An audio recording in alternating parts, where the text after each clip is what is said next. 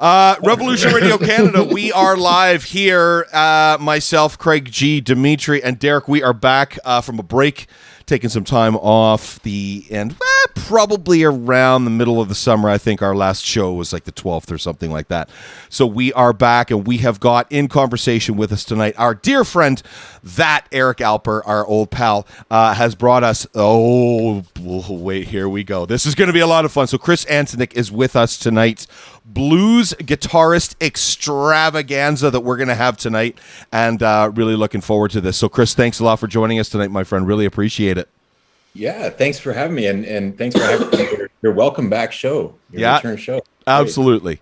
Dimitri, if we could get the land acknowledgement, please.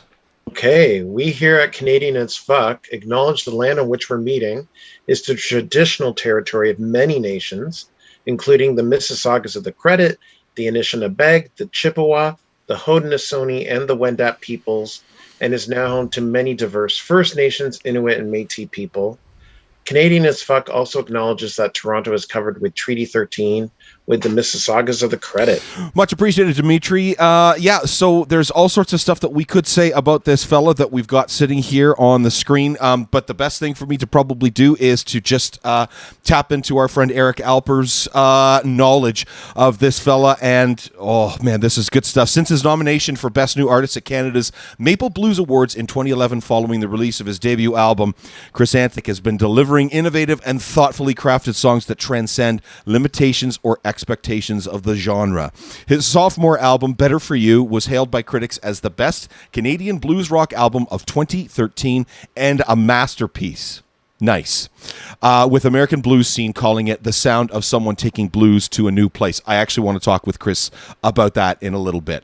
Chris Antonik's third studio album, Monarch, back in 2017, further expanded the blues thematic and musical boundaries into blues, rock, soul, and Americana. It was nominated for Recording of the Year with Antonik as producer at the 2018 Maple Blues Awards, while also having the Toronto-based artist nominated for Songwriter of the Year. Now, the song that we're going to actually start out with tonight, we will talk about on the other side. But let's just get into this. This is from the 2022 album Morning Star. Our friend Chris Antonik is live with us on Revolution Radio. Learning to Love You. This is Revolution Radio, Canadian as Fuck, episode number 29.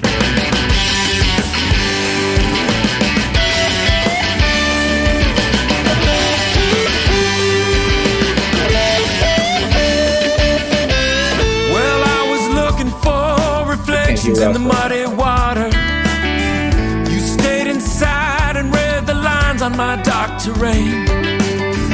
In the fading sun, I made a promise to my shadow that I would learn to love you better and to dull the pain. I had lost, circling down, lost my soul. Your love found it.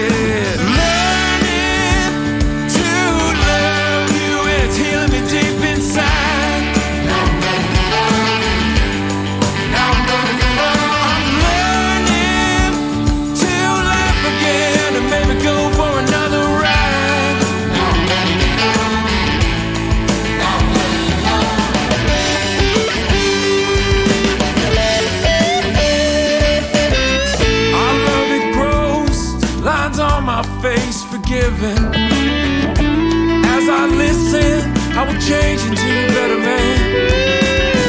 As the bluebells dry slowly on your bedside table, I will replace them with these roses as I can. I had lost, circling down, lost my soul. Your love found it. Healing me deep inside. I'm learning to love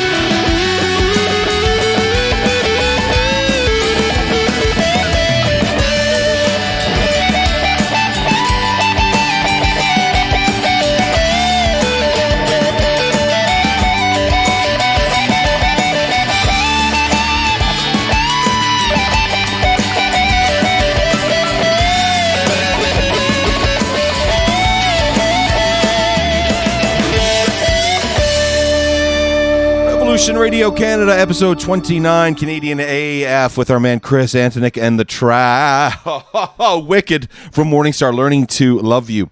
That track is number 8 off of that record, and it features a fellow on the drums by the name of Riley O'Connor.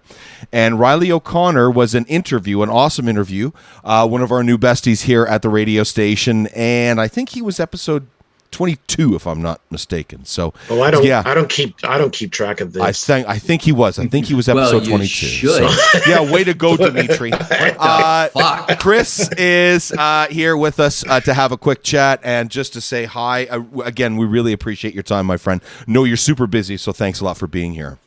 No, this is great. This is awesome. I love doing this. Yeah, Thank awesome. Well, listen.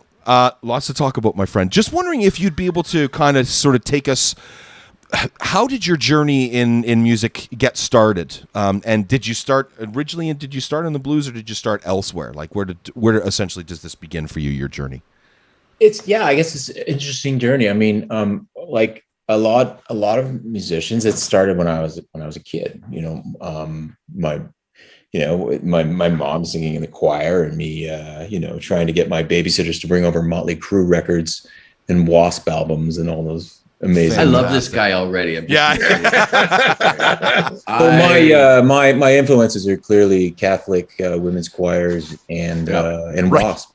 Yes, really. Of course, yeah. The music. That's it. And then you. Who doesn't like Blackie Lawless? That's right. Blackie Lawless. Who doesn't like putting chains on their guitar for strings? That's right. Yeah. Like, the music that said choirs actually hated. So yeah, exactly.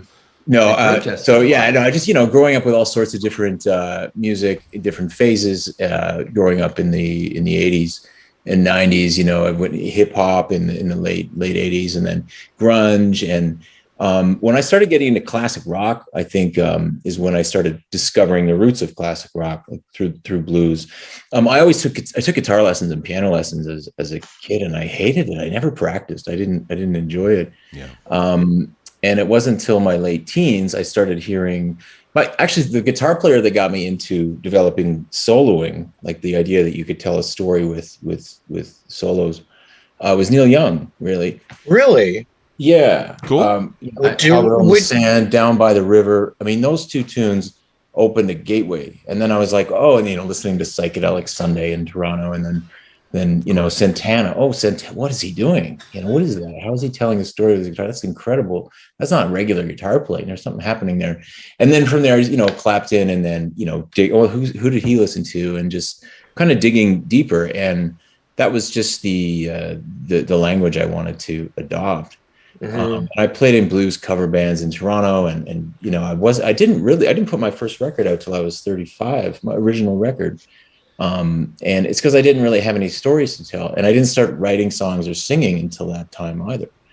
So just sort of doing, yeah. So I'm kind of a late bloomer, but I didn't really have anything to write about before, and I didn't want to be one of these players who just kind of relies on the soloing, because that's too one-dimensional. And I realized, I love Bob Dylan, I love the band, I love songwriters, I love all sorts of music. So, I just want to try and to be an artist. I want to be a more well-rounded artist, and you can only say so much just with just playing blues solos. That I can get kind of bored of that. So since then, I've branched out into different genres, and one foot in the blues, but just kind of trying to throw anything in the melting pot. Mm-hmm. Yeah, because I find the thing about Morningstar, for anybody who's thinking about listening to Morningstar, do it. And the solos on this are so much more electric than I expect from a modern blues album. It's like there's something more aggressive about your soloing. And it's can I interject here for a second? Yeah. Because I listening to this album, because Craig was like, go listen to this thing. So it's fucking awesome. Listen to it. Basically, don't show up and look like an asshole on Monday. Dimitri, you're right. There's something about them. There's something about these solos that are different. And I'm being like guitar rock person, that kind of area. These aren't typical blues solos. And that's what grabbed me, Dimitri. That was it. That Yeah, was there's something more. There's something more to it. It's more meaty. I think would you agree that that your solos are kind of more aggressive than a typical blues guitarist? Like, it's not something that BB, like, you're not doing BB King stuff. You're not, like, you're not. I think it depends on the song. I think this album's a story. It's 14 tracks about a period in my life, and we tried to create this cohesive story. And it starts out with sort of big bang, tumultuous, sort of darker, sadder times when there was some frustration, and that's Waves of Stone, the first one. And that's sort of the breakup of a relationship that you were experiencing at the time? Something that happened to me very soon after a divorce. Getting into a relationship so soon after divorce is not a good idea, especially when it doesn't work. So that made me Right. sort of reassess my entire life and quit drinking, and I was becoming a single parent, and just that was a sort of ground zero milestone moment for me. So in that moment, you get the aggressiveness, and there's all sorts of emotions. You're allowed to feel anything, right? But as you move into the other stuff, it's about new beginnings, finding mindfulness, self-compassion, all these other sort of nicer things. And if you listen to a song like Little Man, I'm trying to play more like the BB. That's a lullaby to my son, right? I'm not going to pull out the crazy solo. So I think each song is different in the sense that they're each a snapshot they're a chapter, and they each require a different approach. Would you almost consider it a concept record? I think so. Yeah. It's funny. I always wanted to be a filmmaker when I was a kid. Like when I was really young, and then I realized, how the hell am I going to pull that off? Then I found guitar, and I was like, no, forget about that. But this idea of creating a narrative and creating like an epic story, as opposed to going in a studio and just throwing down a live off the floor blues record. That's fun. Maybe I'll do that next. But I would love to see that. yeah. Because I love when you capture the band live. I mean, there's some moments in there that I would wish I had taped, some of these shows. But so the different things. But I like the idea of creating a story, and I wanted to paint a picture about a really important and transformative time in my life. So there's a few questions for me that are paramount that I really want to make sure that I get out. One of the first ones is, I was wondering if you could tell us about some of your earliest influences as far as becoming not only just a blues guitarist, but a guitarist in general. Some of your biggest ones. Yeah, I mean, I think again, the Neil Young, Santana sort of gateway in the classic rock world, and that led to Clapton and the Blues Breakers record, 1966 with John Mayall. John Mayall, yeah, and, right, yeah. That to me, that's still my favorite Clapton record, or that he's on, that and the Layla album, and then discovering Layla, which you have on your wall behind. I have on the wall here. Yeah. That's right. Yeah. That wasn't intentional. Good eyeball. Yeah. Jesus.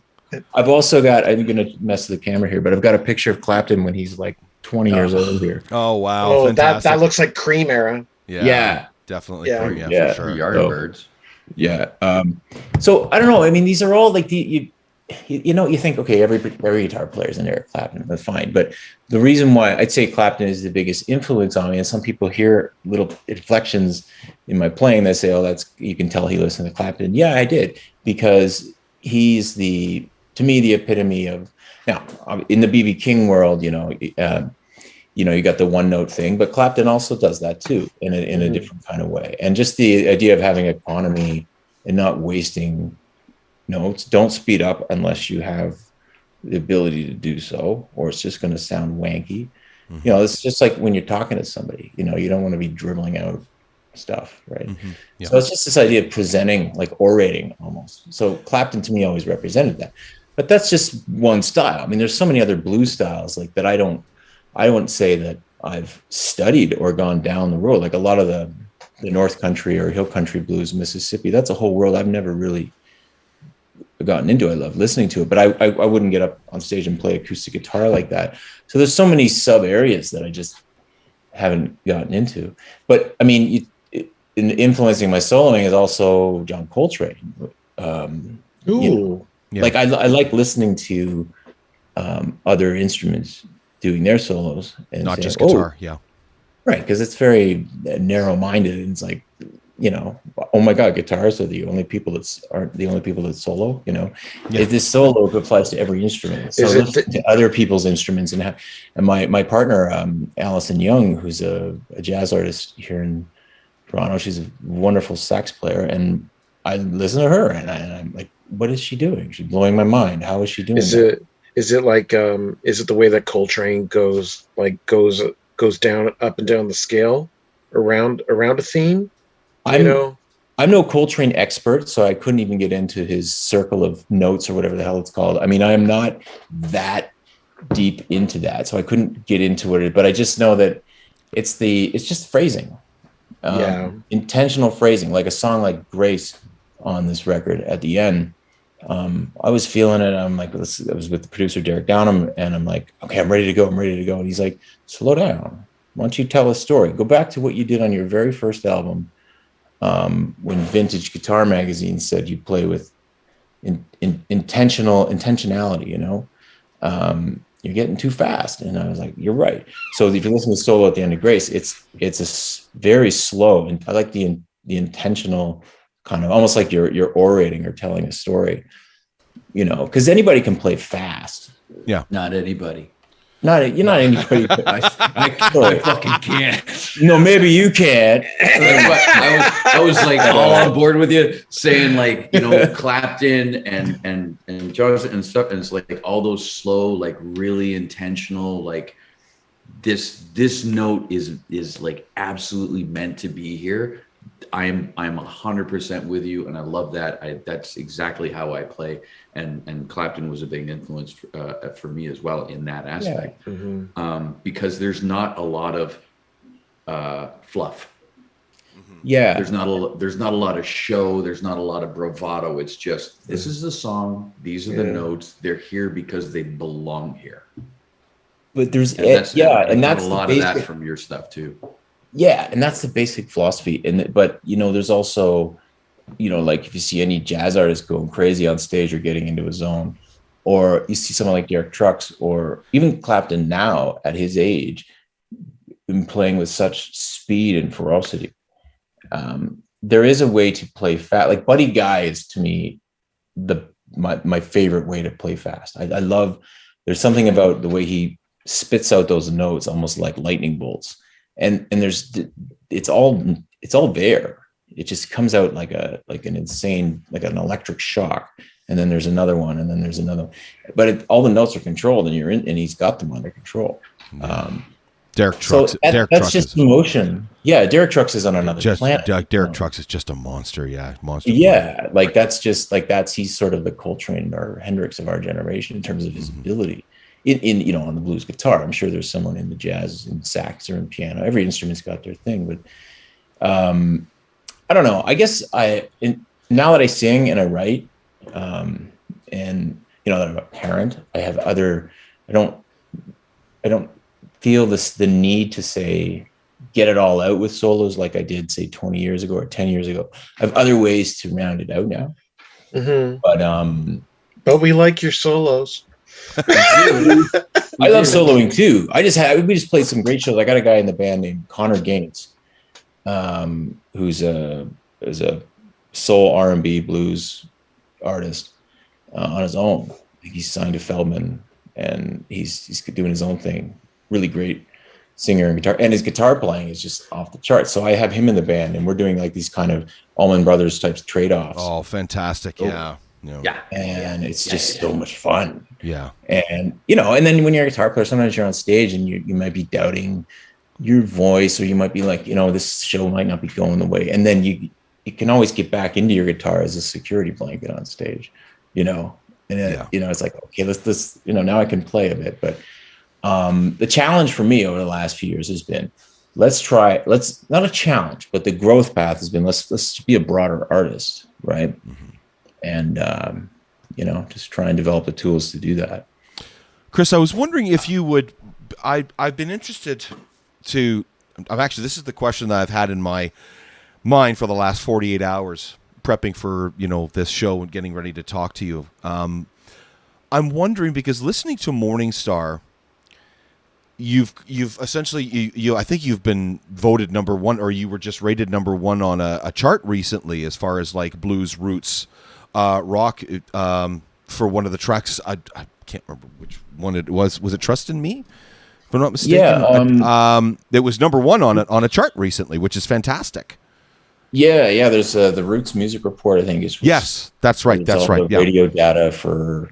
I'm still not sure how it works, but I'll take it. Take it. And, Absolutely. Yeah. I know it just means something good is happening. Yeah. And but yeah, Absolutely. we were at number one album in Canada for 2 weeks in August. Fantastic. And Excellent. we had the number 1 and 2 single one week and 6 songs in the top 50. Wow, that's Are you serious? That's Yeah. properly impressive. Huge. Yeah, that's real. I think it was the week of August 13th or 20th or 27th. They come out every Wow. Sunday. And Eric Alper sends me, he's like, look, you got number 1 and 2. And I'm like, did you read the rest of the list? That stuff is cool.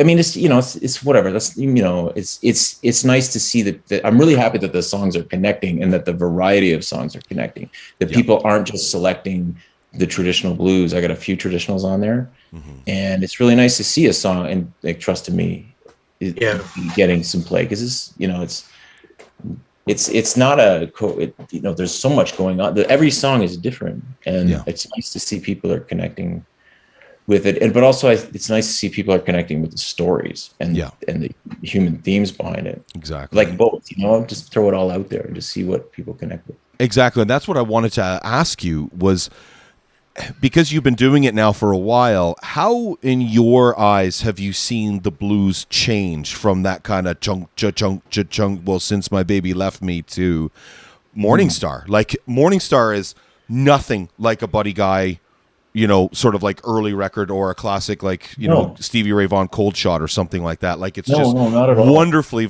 varietal. And, how have you seen the blues change over the years? I think what I'm doing with Morning Star is no different in form from what other artists inspired by the blues have done in the past. They start out in blues and then they're inspired by it and they take it over here. I would consider Morning Star a blues rock record. In the sense that you look at something like, Gary Clark Jr. or, these folks are fantastic blues players. Right. But they're not making necessarily. They're not making that classic 12-bar blues. Exactly. Yeah. But they can get on stage and do it. Yeah. Yeah. But their artistic output isn't necessarily, Humpty Dumpty bass lines and 12-bar. I would be bored out of my mind doing that, to be quite honest. I love blues, but I only put a few of them on a record. I love playing blues live. Like I love when we do our blues live, and I love getting dirty and getting into it. But on a recorded project, like who knows, maybe the next one, like I'd love to do an all traditional blues album one day, but that's not where I am right now. Yeah. And it's cool. and like doing a record like Morning Star allows you to get more of you out there, Yeah. So but before we went to air, you were talking about how you started off like with Catholic choir and Motley Crue and W.A.S.P. Well, I wasn't the one singing. My mom, if my mom's listening, your mom sang with W.A.S.P? No, my mom wouldn't listen to W.A.S.P. No. I was just gonna thank her for watching my kids recently. Thanks, Mom. I'll call you later. But my mom sings. My mom has sung her whole life in the church, and it's funny. Her friends are always getting me to join. First album comes out, and her friends are like, "Oh, will you join the choir now?" And I'm like, "I don't know." Yeah. But I was raised in a Catholic home, but I'm not a practicing Catholic. But my mom's still devout and still sings every weekend, and she gigs more than I do. She's in there every week. She's So I've always grown up with music in the house. Radio was always right. That I wasn't singing in the choir. No. but like being where you are now, how do you as a working musician look back on like Shout at the Devil or something like that? Like, is that something like? I is love that Shout at something the you Devil. When relate that to song anymore? comes on in my car, I crank it. It's such a good tune. Looks to Kill. I mean, come on, these guys. Yeah, I mean, something special. their first 2 albums are their best albums. They're great. They're fantastic. Yeah. Yeah, they're great Live records. Wire. Yeah. Oh yeah. Yeah. Live Wire's a No, I was a great metalhead jam. in the 80s, right? Like I remember just I was a metalhead. I was born in 75, so in mid 80s I was like, into Dokken and W.A.S.P and Crew and all the Dokken. Were you ever an Eddie Van? Were you ever an Eddie Van fan? I mean, I'm completely mesmerized by anything he ever does when I hear it, but I never really studied or I never really got attracted to it. But it still freaks me out. Still freaks me out that I think it was take 2 that he did on Michael Jackson. No, on Michael Jackson's Beat It. Oh, I think it was take 2. really? I think the first one was the pass through. He just kind of played along with it, and then he was just looked at Quincy and was like, "Okay, you can hit record now." And then just famously just started throwing down. So I have an interesting question that we have yet to ask any guest that's ever been on this show. All 6 of them. What's your go-to rig? I'm gonna nerd out. Like, what's your lineup? What's your amp? I gotta say, most pictures I see you with, what looks like a classic American Standard Strat. So, yeah, this is where I don't want to let you down with this answer, but this is gonna sound cliche. I'm not a gear guy. I'm not. No. I have a minimal gear. I have a pedal board with a couple distortion pedals, a delay, a Univibe, a Deja Vibe, maybe a Rotosphere, and a tremolo. But I play through either a Fender Deluxe Reverb or a Twin Reverb. That's great. And so I get that nice clean tone. And then because those amps to get them sounding really good, you got to turn them loud. If we're in a small club, I can't get that. So you step on the pedal and have little get that little push staging between different pedals. So you can, but I'm so not a gear guy. I don't know why. Everybody is a gear guy and I'm not. I think also because I've spent most of my money. I mean, I've independently financed a lot of these things, these records, and I've started this record label. I'm my only artist, but still, it's still my label, which is nice to have that control. But because I invested so much in the body of work, mm-hmm. I'm not out at Long McQuaid buying the latest Strat or the latest SG or, and that was a choice I made. Like I'd love another Strat. Who wouldn't? But I honestly keep it minimal, and it's just I get I got kids. It's the resources. It's resource allocation, And I would rather invest in the body of work and then rent. And then if one day if things get really really cool, then hey, maybe someone will sponsor me or I can afford that other one. But yeah. No, minimal's great. Like actually, so I'm fucking gearhead. And I own a lot of crap that I shouldn't. But I made a pedal board for a friend of mine, and he was first guitar in the We Will Rock You stage show. Wow. Okay. So I built him this pedal board. Yeah. And so this is why I agree completely with like minimalism, right? So I built him this pedal board and he was like all jazzed on it. He brought it to the show and Brian May looked at it. He's like, yeah, okay, that pedal's got to go, that pedal got to go, that pedal's got to go, that pedal's got to go, that pedal's got to go, that pedal's got to go, that can stay, that can go, that can go, that can go, that can stay. Yeah. So in the entirety of what we built, we built this whole rig for him, 3 pedals. That was it. Wow. Was it a tuning pedal, distortion pedal, and wah-wah pedal? Is that with the 3 that stayed, or? It was a tuning pedal, a tuning pedal, Brian's gain booster, and I think it was like a reverb or a delay, and that was it. Cool. Did he have a Mick Mars distortion pedal or a? No, it's just a gain boost. Motley Crue comes. That was a Motley Crue joke. or a Blackie Lawless bass fuzz. Yeah, that would be cool. I was having a neat discussion. Lemmy Kilmeister bass fuzz would be cool too. Yeah, Lemmy Kilmeister bass fuzz. Yeah, that would be good. I totally. Mick. Yeah. That's wild that he did that. That's too bad for you. That's no, fuck. For me, it's learning. It's always learning, right? Like, it's like, Brian's like, you can do this, this, and this with this, as opposed to this. Yeah. Right. And like, he's the genius behind it. Right. So I think I think there's no right answer. I think that, people who can use them or not use them, it's like painting, right? You can paint with a few colors or a bunch, as long as the soul's there and the notes are there. Exactly. But on pedals, I don't use gear live, and I don't invest in gear, and I'm not on, Guitar World blogs looking up the latest cabinets and heads. I love playing stuff, and it'd be nice to afford a bunch of other stuff.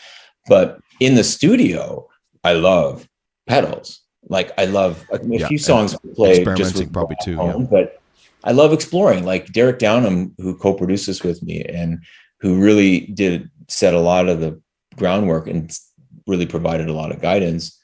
We'd be in the studio, and for the lead guitar sessions, I wouldn't even know what he was doing. He would be at my feet, sort of flipping out pedals and pulling them off the wall at the Nelson Room Studios in Toronto that he owns, I think, with Tim Foy. He's an engineer. It's in the Roncesvalles area.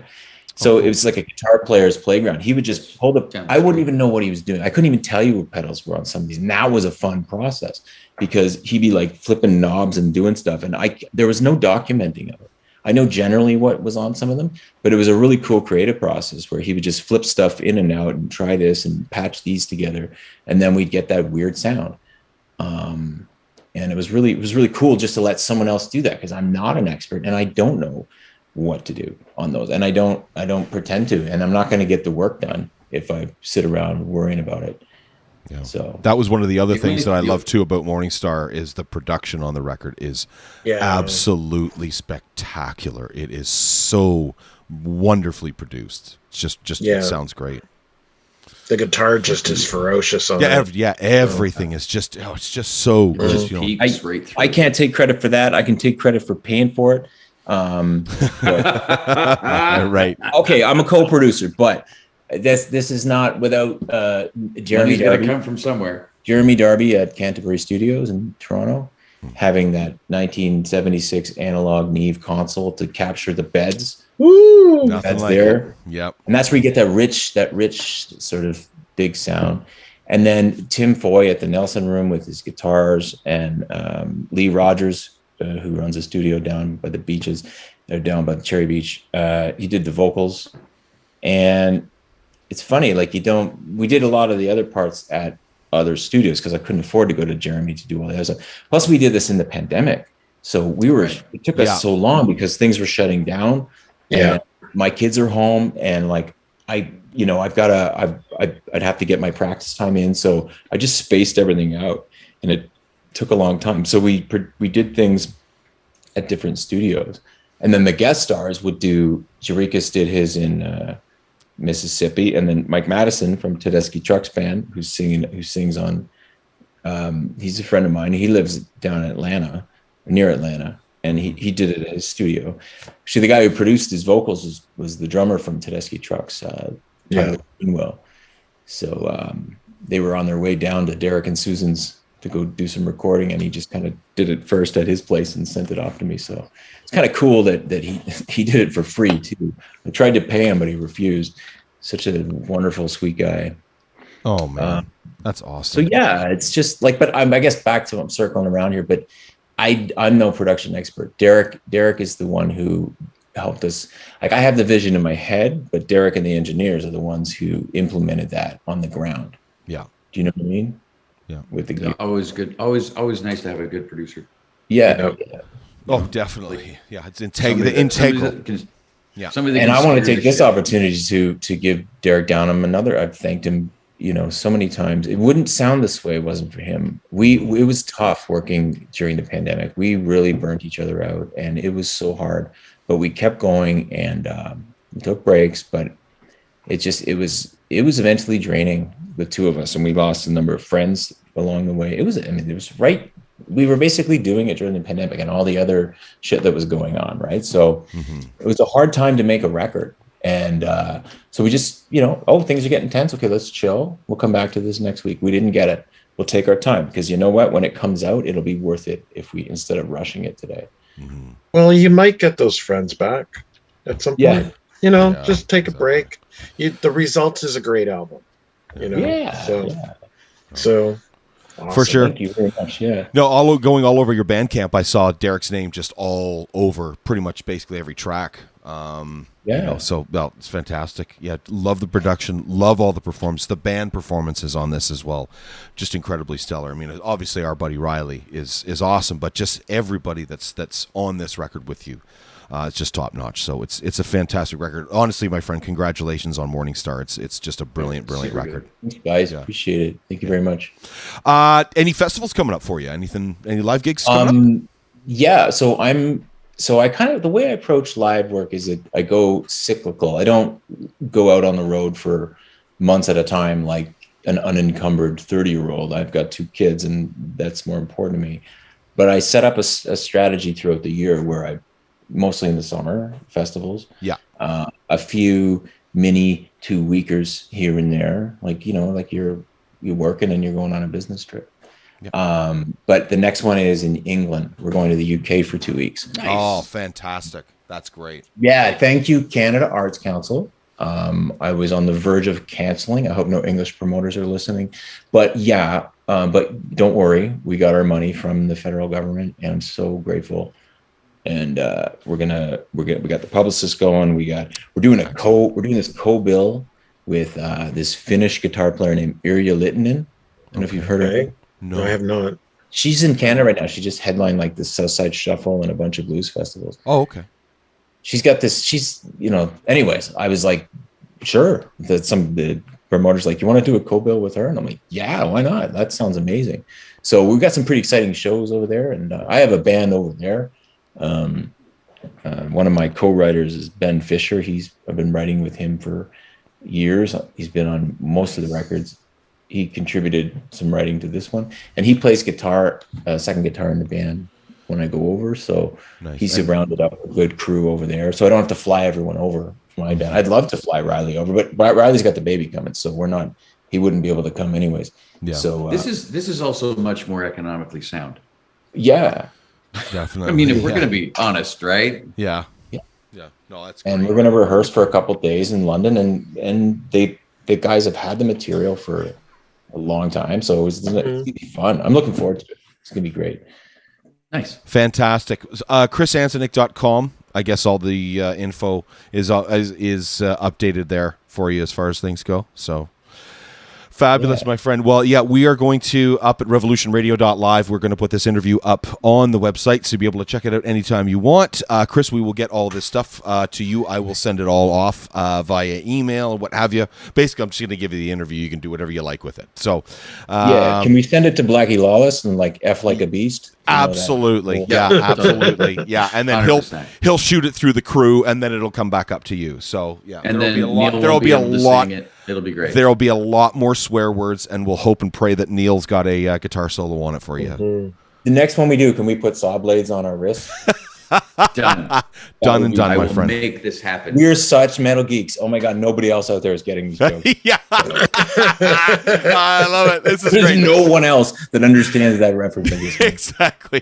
Totally. I just wonder if Chris ever actually I wonder if Chris ever cut himself, like his leg or something. I mean, those things really look sharp, But anyway. Yeah. And drinking blood out of a skull, what he did for those videos. Yeah, man. I think I've got my new direction for my next album. So. And never seeing a dentist either. That was also a bummer. Yeah, there's that right? too. Yeah, yeah. I think there's a few metalers in the past. This has been a great chat. I love this. This is fun. Metal jokes always butter up the situation. Always. Chris, you can come back. You can come back next week if you like. Anytime. Yeah, exactly. Yeah. You guys are awesome. This is so fun, man. Awesome. Hey, Chris, again, my friend, thank you so much for hanging out with us tonight. I really, really appreciate it. And we're going to play another track off of the record. Okay. So Thank you. We are going to say goodnight to our man, Chris Antonik. ChrisAntonik.com is where you're going to get all the information. We are going to put his website up on our website as well, revolutionradio.live. Oh, and we've got this guy here. Oh, there it is. A physical copy. That's a really good shot as well. I gotta say, for my a friend, cover, my buddy, that's really good. Buddy, I gotta tell you, you've got some CD. You have got some serious Chris Isaac vibes going on in that picture right there. I'm telling you, like seriously. So good for you. I wish Good I for had you. his voice. Wow, I love Chris Isaac. Yeah. I do too. I've always loved Isaac for sure. I have his voice in a jar. Yeah, we do. That's right. And Trust in Me is the name of the track that we're going to finish off the interview with tonight. So again, Chris, thank you so much, my friend, for hanging out with us tonight. Okay. You can check out this video. It's an awesome video up on YouTube. Chris Antonik on episode 29. Thank you again, my friend. We really appreciate thanks, it. guys. Canadian as fuck right here, Revolution Radio Canada.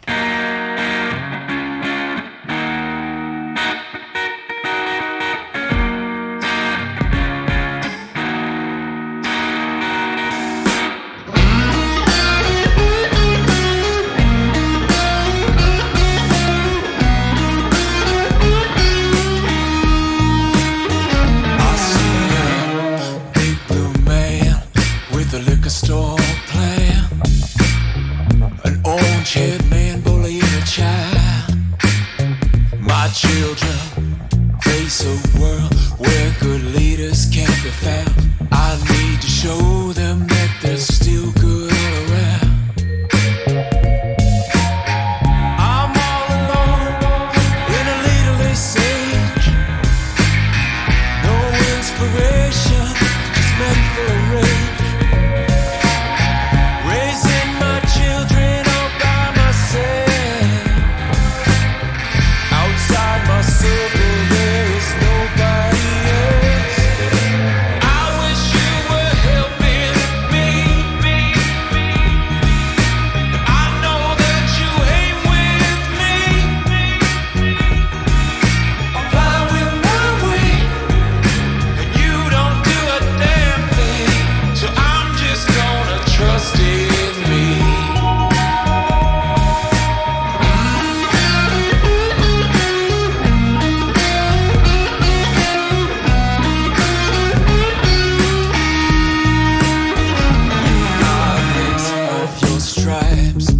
Good used to be good, but now there's just no class.